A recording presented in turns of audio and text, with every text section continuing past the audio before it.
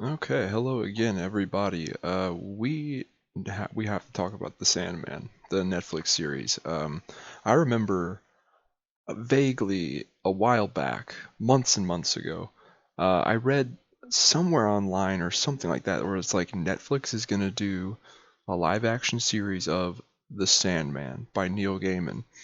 And The Sandman is one of those comics, and I'm a big lover of comics. I talk about comics a lot on this channel. uh, The Sandman is one of those comics that I never got into. I was always more like the straight superhero stuff. But every single person that's ever read Sandman by Neil Gaiman has said like it's amazing and it's one of their favorites. And I know it's very highly regarded. So with the series coming out, I had to see what it was about. So I got like I don't know if you'd call this the trade paperback. It's the newer collected edition. It even has the little logo on it that says, Netflix original series. I got that, the volume one. Uh, there, everyone's absolutely right. It's fantastic, but this is not a comic book review. This is a review of the Netflix series. But the comic will be talked about a little bit. So the main character of this story is Dream of the Endless, also known as Morpheus. He has actually hundreds, if not thousands, of names that he's known by. Basically, if you're a sentient life form in the universe and you're capable of having dreams, you probably have some kind of mythological belief in this guy. Like, so yeah, he is a god, but not really a god. It's weird. He's one of the endless, and the endless are dream, destiny, despair, desire, death, and I think there's two more that I'm forgetting, but whatever. You get the idea. They're more like they're not necessarily gods. They're more like aspects of human nature. Like desire, that's an aspect of human nature.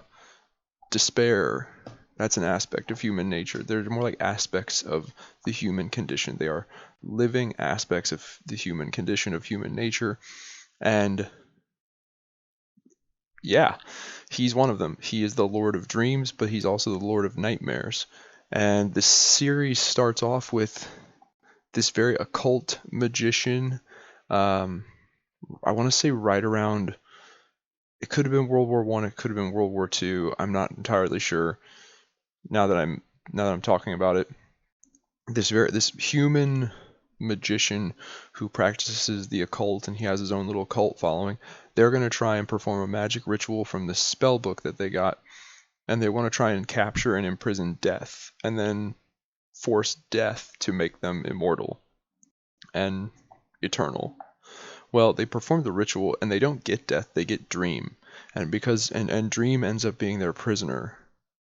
Dream Morpheus, because he ends up being their prisoner for 70 years, 70, this like condition sweeps the universe where like some people have fallen asleep and they just cannot wake up. Other people, they're like in a perpetual state of sleepwalking. It's weird that like the world of dreams, which is called the dreaming, is thrown out of balance. And that's pretty much episode one of the series. And then he does get free. But now he's free, and it's 70 years later, and the dream world, the dreaming is a mess. All of his tools, because when they summoned him, he was wearing his helm. He had his bag of sand. That's why he's called the Sandman. And he had a ruby, and all of those things were stolen, so he has to get those back. The quest to get those back takes him across the world. It takes him down to hell, where he confronts Lucifer, the devil. He has to. What else? And then he gets his stuff back. And I'm spoiling a little bit here, but it's still well worth watching. And I'm being very vague. So, and then the show culminates with, in the past 70 years, there's this nightmare that he created called the Corinthian. And the Corinthian he's just been running amok across the world. since while Dream's gone. He was a nightmare that went rogue, who escaped the dreaming into the real world, and he wanted to live in the real world. But he's not meant to live in the real world, he's meant to live in the dreaming. He's a nightmare. But with Morpheus gone, there was no one to keep him in check, no one to keep the dreaming in check. So now Morpheus has to get that shit back under control. It also deals a lot with being this immortal, eternal being, one of the endless. Uh, Over time, it made Morpheus kind of cold, and it made him cold and machine-like. Like he's just like, I just fulfill my purpose. I do my. He's like, I am a machine. I am an instrument. I manage the dream world. I build dreams. I build nightmares. I destroy dreams. I destroy nightmares. He's just this cold machine. And this series deals with him kind of discovering that he is more than that, in like him being alone and trapped and confined for 70 years has an effect on him. There's an episode in the show, episode 6 I believe, where it shows the first time Dream makes friends with a mortal human. And I say mortal human knowing full well what happens in the episode, but still, it's like, this show is fantastic. I can't say enough. I think the casting was perfect, especially for Dream. He doesn't have quite as big of a just mop of hair as the character does in the comics, but that's fine.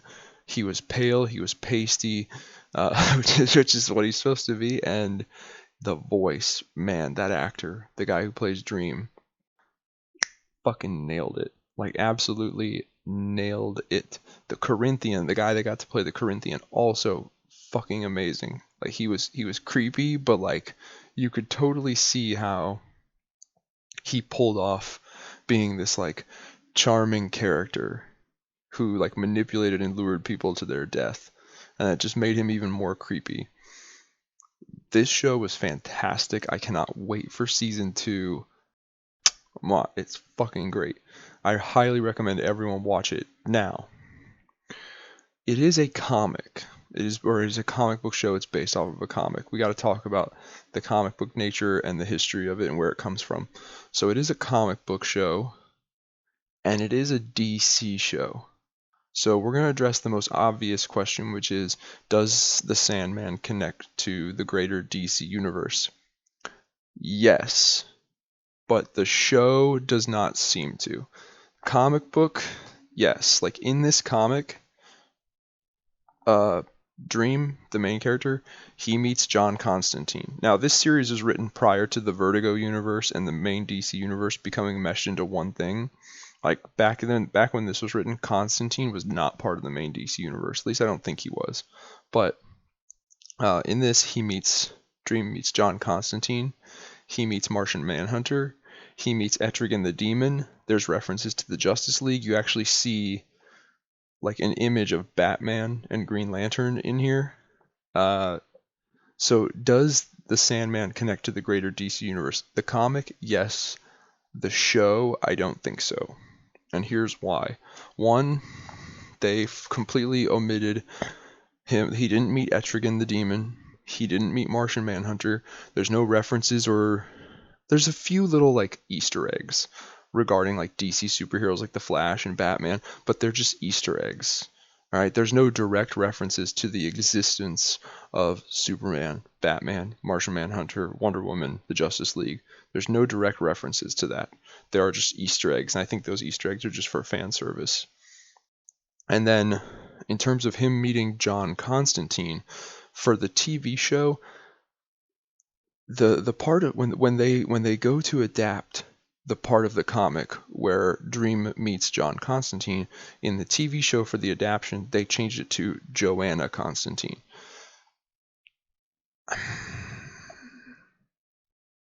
I don't know for sure why. I've heard that it was legal issues. Like legally, they were not able to use John Constantine. I've also heard the explanation that their goal was and still is to keep this show separate from any kind of connection to a greater DC universe. And they thought that Joanna Constantine would help accomplish that more than John Constantine. And then, of course, there's the argument of, well, these days we're trying to shove as many female characters into everything as possible because, women power. Uh, I don't think that's it. I don't think that's not in this case anyway. Like that, don't get me wrong, that kind of stuff definitely does happen, but in this case I don't think that was it. I think it's more the first two explanations. It's they were not legally allowed to use John Constantine, and or they thought that Joanna would be a better divide from the greater DC universe. However, you watch the show and Joanna Constantine in the show, she's basically John Constantine. Her attitude and mannerisms are the same. Her foul language, her I don't give a fuck, but deep down I really do attitude. It's John Constantine. It really is. So, by the way, Joanna Constantine is an actual DC Comics, Vertigo, whatever character. It's not. They didn't just take John Constantine, turn him into a woman, and give him a female name. Joanna Constantine is her own character. She's actually an ancestor of John Constantine's. She existed before he did. So, throwing things a little out of whack there. But like I said, if they're going to keep this completely separate from any greater DC connections, then it does not really matter. So yeah, but I don't know. If they were gonna make her dead on just female John Constantine, which is what they did in terms of the personality of the character, if they were gonna make her just dead on female John Constantine, I think they should have maybe pushed harder to try and actually use John Constantine. But whatever. The show is excellent regardless, so it does not matter.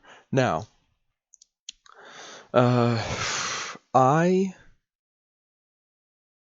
me being a DC fan, which I am, I know sometimes you watch my videos and you think, man, this guy hates DC.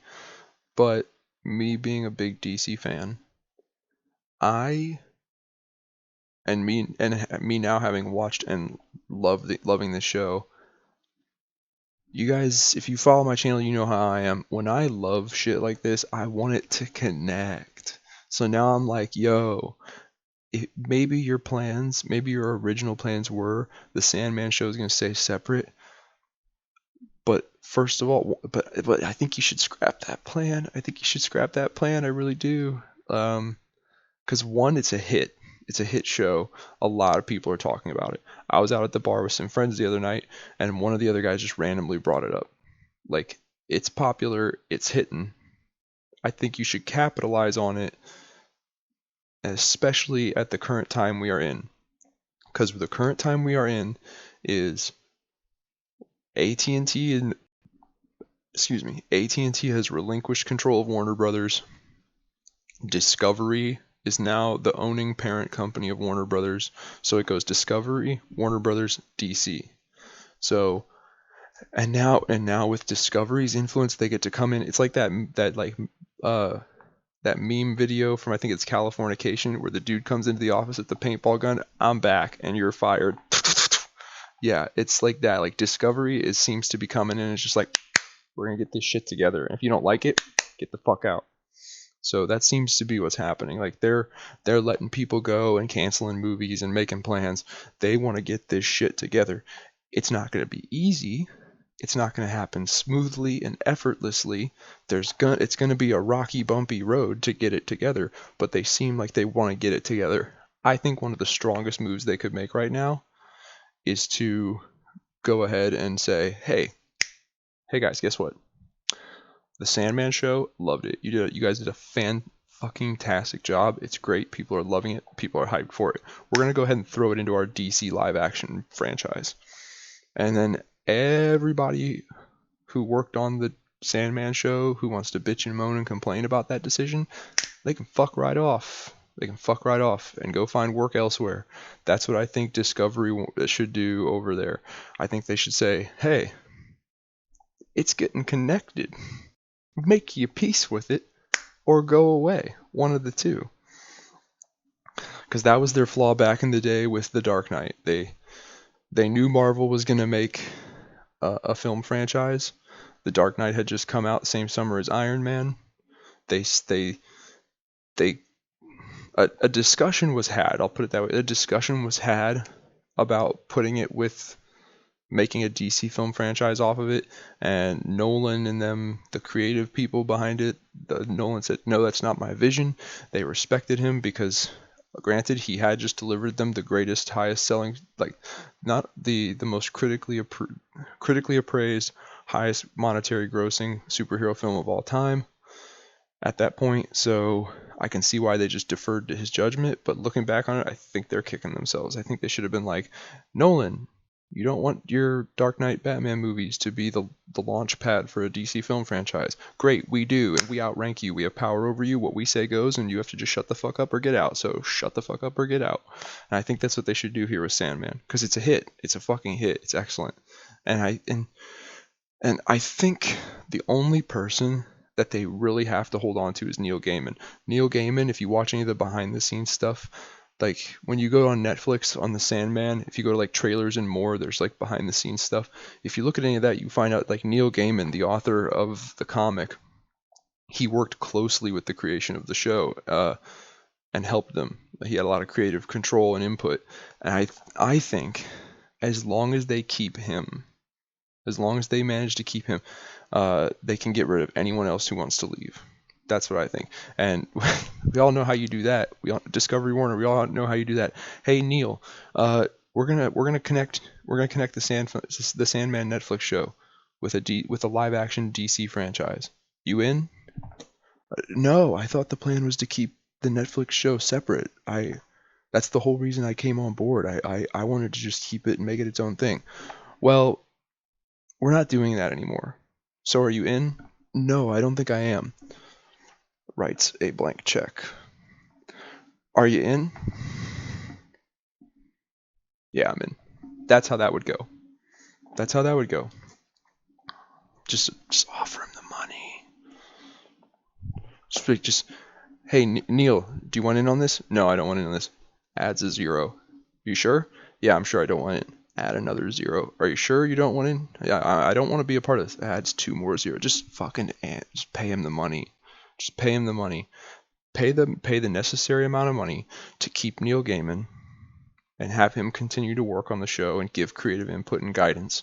And then just put out a fucking PSA to everyone else that works on the show and be like, we're connecting this to a greater DC live action franchise. Get on board or get out. And let the chips fall where they may. That's, I think, what they should do. Because this is a strong point. This is a strong DC thing. People are responding well to it. People like it, and they could take it and they could use it to expand the world of DC into an area we don't really get to see a lot. You don't see the supernatural, dark, occult side. You see a lot of the space and a lot of the earth. Between all the intergalactic warlords and the Green Lantern Corps and the Thanagarians and the Tamaranians, we see a lot of like space, and of course you see a lot of like Earth stuff because that's where all the superheroes in the Justice League are from. You don't get to see a lot of the like occult supernatural stuff. If you haven't been noticing DC, that stuff is slapping. In terms of your animated movie universe that you used to have, the 2 Justice League Dark films were 2 of the most successful ones. This Sandman show is slapping. People are liking it. Take the hint. So yeah, that's my 2 cents on that. I think they should connect it. But even if they don't, I'm gonna watch the fuck out of every episode of this show. I binged watched it the weekend it came out, and I'm probably gonna go ahead and rewatch it again here in the very near future, very soon. Right now I'm just on a One Piece kick. So yeah, so take that for what you will, guys. Anybody else, The Sandman, what do you think about it? Do you like it? Do you not like it? I'm pretty sure everyone's liking it, but I mean, hell, maybe there's somebody out there that doesn't like it. Do you think that do you think it would be a smart move if they just said, fuck it, people are liking this, let's make it part of a bigger DC franchise? leave some comments below. Let me know, get a discussion started. If you like this video, please hit the like button. That really helps out the channel, helps out with the algorithm and all that bullshit. And if you want to help out the channel even further, check out some of my other videos and subscribe. Other than that, I'll talk to you guys later.